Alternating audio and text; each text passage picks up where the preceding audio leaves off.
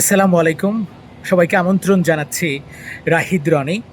মনটা দুঃখ ভারাক্রান্ত, মনটা বিষণ্ণ। বাংলাদেশি ক্রিকেটার, জাতীয় দলের ক্রিকেটার নাঈম হাসানের সঙ্গে যে অন্যায়, যে অবিচার, যে নিষ্ঠুর অত্যাচার, যে হেনস্থা করেছে বাংলাদেশেরই পুলিশ, বাংলাদেশের জনগণের টাকায় যাদের বেতন হয়, যাদের রেশন হয়, যাদের ভাতা পায়, যাদের বোনাস হয়, যাদের পোশাক হয়, যাদের খাবার হয়, সেই তারা জাতীয় দলের ক্রিকেটারকে গলা চিপে ধরেছে, পাইপ দিয়ে পিটিয়েছে, এরপর থানায় নিয়ে এসে আরেক দফা অত্যাচার করেছে। সেই শাস্তি হিসেবে প্রত্যাহার করা হয়েছে পুলিশ সদস্যদের। প্রত্যাহারটা হচ্ছে এমন, বেতন ভাতা সব ঠিক থাকবে, কিন্তু দায়িত্ব পালন করবে না, বসে বসে আরামের টাকা ভোগ করবে। অর্থাৎ বাপের বকা খেয়ে নানা বাড়ি যেয়ে সেখানে আম, জাম, কাঁঠাল, লিচু খাবে। এই হচ্ছে প্রত্যাহার, এই হচ্ছে পুলিশের শাস্তি। আর শাস্তিটা দেয়া হচ্ছে একজনকে, তিনি হচ্ছেন সোর্স। পুলিশের চেয়ে সোর্স বড়। সোর্সকে শাস্তি দেওয়া হতে পারে, সোর্সকে গ্রেপ্তার করা হতে পারে, কিন্তু পুলিশ সদস্যের হচ্ছে না। তদন্ত কমিটি হবে, সেই তদন্ত কমিটি ব্যবস্থা নেবে বা সিদ্ধান্ত নেবে পুলিশের কি করবে। আর বাংলাদেশের তদন্ত কমিটি, বাংলাদেশের ব্যবস্থা কি সেটা আমরা জানি। নাঈম হাসান ট্রমাটাইজড, নাঈম হাসান মানসিক শারীরিকভাবে বিক্ষুব্ধ। নাঈম হাসানের এই ঘটনা পুরো বাংলাদেশে তোলপাড় সৃষ্টি করেছে, বিশেষ করে ক্রিকেট অঙ্গনে, ক্রীড়াঙ্গনে।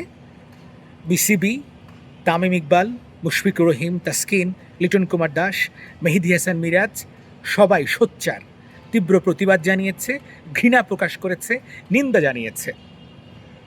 কোয়াবের প্রেসিডেন্ট মিথুন, তিনি খুব প্রেসক্রিপশন অনুযায়ী বক্তব্য দিলেন, যে বক্তব্যটা আমার একদম পছন্দ হয় নাই।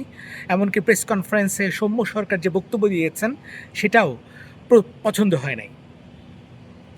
তাদের উচিত ছিল ব্যবস্থা গ্রহণ করা, লিগ্যাল অ্যাকশন। কে কি হচ্ছে, কে কি করছে, বসে না থেকে আমরা ব্যবস্থা নেব।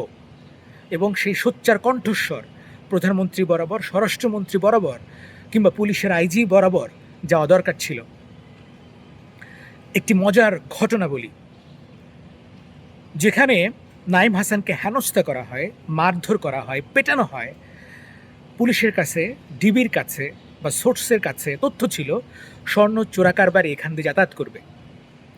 দুর্নীতিবাজ, ঘুষখোর পুলিশ অফিসার বা পুলিশ সদস্যরা ওই নেশাতেই ছিল, যে করে হোক বড় চালান ধরতে হবে, বড় টাকা মারতে হবে, বড় স্বর্ণ ধরতে হবে।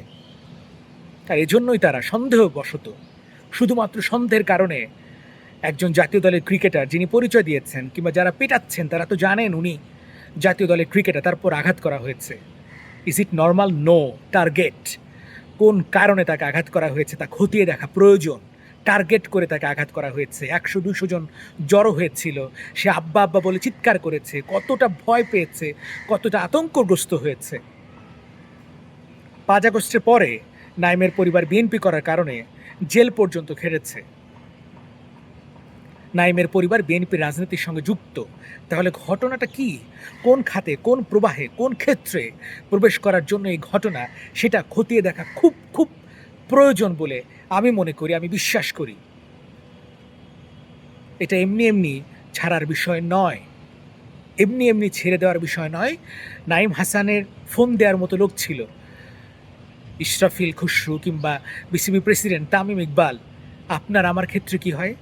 পুলিশ প্রতিদিন, প্রতি ঘন্টায়, প্রতি মিনিটে, প্রতি সপ্তাহে 24 ঘন্টায়, কিংবা প্রতি বছর 365 দিন এভাবে হেনস্থা করে, এভাবে অ্যাটাক করে সাধারণ মানুষকে। যেটা আসে না গণমাধ্যমে, যেটা নিয়ে লেখা হয় না, যেটা নিয়ে কথা হয় না, নীরবে নিভৃতে অসংখ্য ব্যবসায়ীকে, অসংখ্য সাধারণ মানুষকে হেনস্থা শিকার হতে হয়, মারপিটের, আঘাতের, অত্যাচারের শিকার হতে হয় পুলিশের মাধ্যমে। মাননীয় প্রধানমন্ত্রী তারেক রহমান, চোখ খুলে মেলুন, চোখ খুলে তাকান। ভুলভাল বক্তব্যর চেয়ে, ভুলভাল কথা বলার চেয়ে, অশুদ্ধ উচ্চারণের চেয়ে ব্যবস্থা গ্রহণ করুন। হাত নেড়ে শুভেচ্ছা জানানোর চেয়ে আপনি ব্যবস্থা গ্রহণ করুন। যদি দেশটা সুন্দর সুশৃঙ্খল থাকতে হয়, পুলিশকেই প্রধান দায়িত্ব নিতে হবে। পুলিশ সব পারে, পুলিশ চায় না বলে সব ঘটে। ধন্যবাদ।